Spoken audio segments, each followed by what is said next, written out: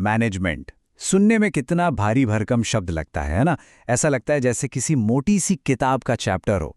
लेकिन अगर मैं कहूं कि मैनेजमेंट को हम सब ने लगभग हर भारतीय शादी में अपनी आंखों से देखा है। हाँ, चलिए कहानी वहीं से शुरू करते हैं, एक ऐसे उदाहरण से जिसे हम सब बहुत अच्छे से जानते हैं। अब सोचिए, हर शादी में एक फूफा जी तो होते ही हैं, है ना। वो जो एक कुर्सी लगाकर बैठ जाते हैं और कैटरर के हर एक मूव पर पैनी नजर रखते हैं। वो खुद एक चम्मच भी नहीं हिलाते, पर ये पक्का करते हैं कि हर चीज एकदम परफेक्ट हो। बस निर्देश देते रहते हैं, अरे भाई इसमें नमक देखो, वो मिठाई अभी तक क्यों नहीं आई। और बस यहीं से मैनेजमेंट की असली कहानी शुरू होती है। तो असल में फूफा जी कर क्या रहे हैं? वो दूसरों से काम करवा रहे हैं।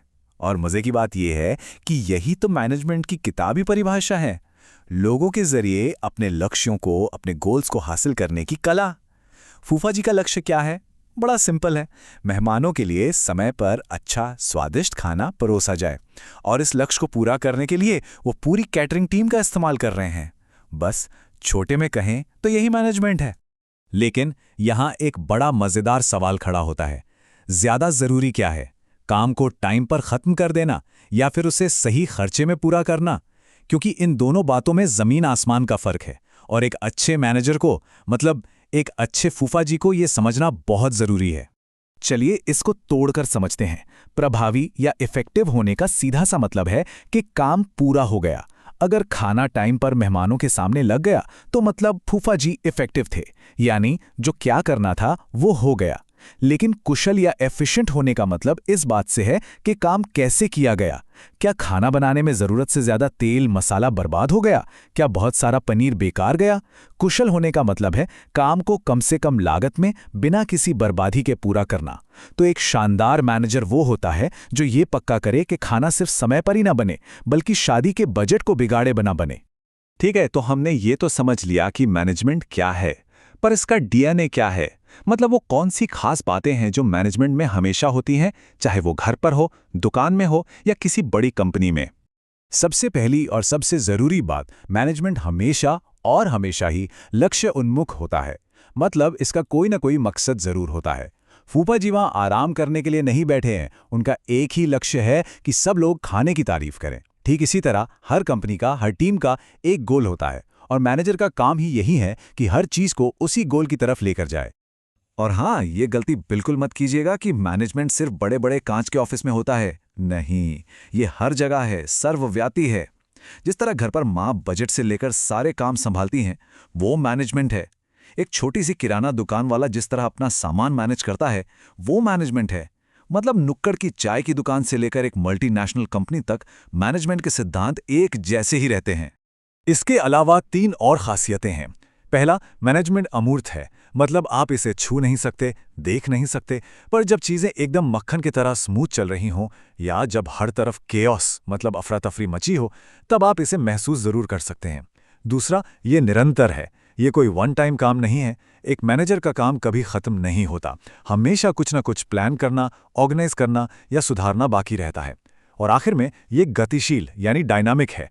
दुनिया तेजी से बदल रही है और मैनेजमेंट को भी इसके साथ बदलना पड़ता है। कोई नई टेक्नोलॉजी आ गई या बाजार में कोई नया कॉम्पिटिटर आ गया, मैनेजर को अडैप्ट करना ही पड़ता है।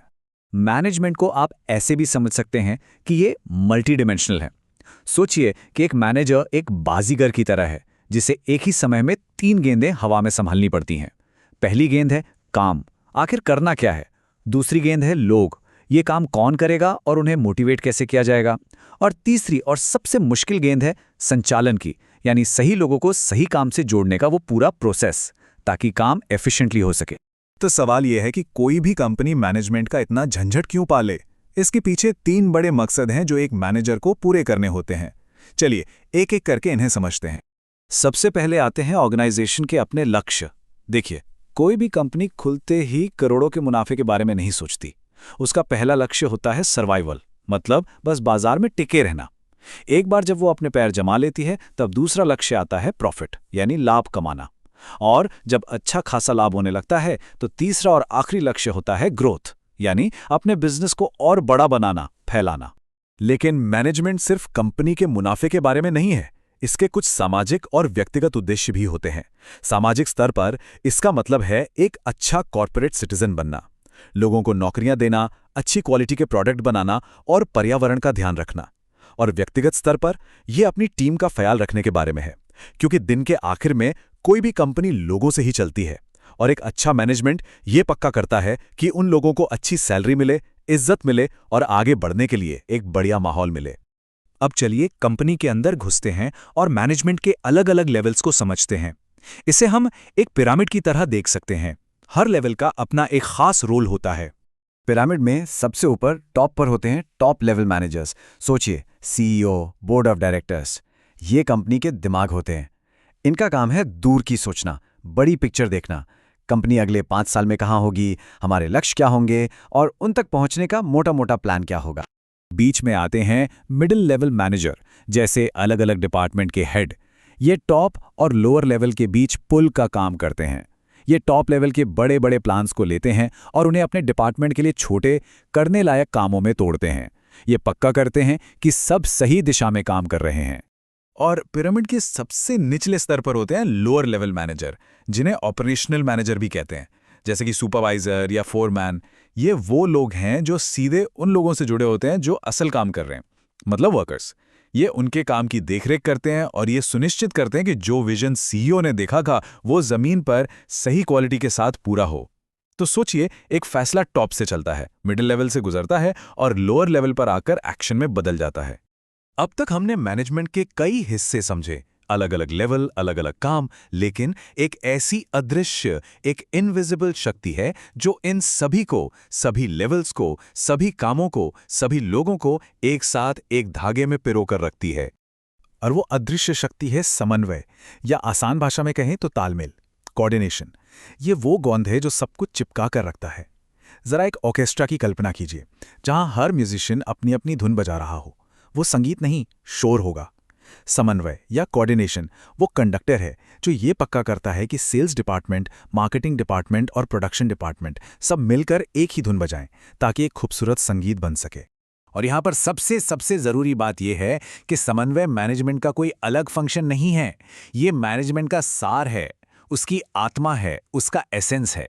प्लानिंग करते समय भी कोऑर्डिनेशन चाहिए, लोगों को काम देते समय भी चाहिए, टॉप लेवल से लेकर लोअर लेवल तक। हर मैनेजर को हर कदम पर तालमेल बिठाना ही पड़ता है।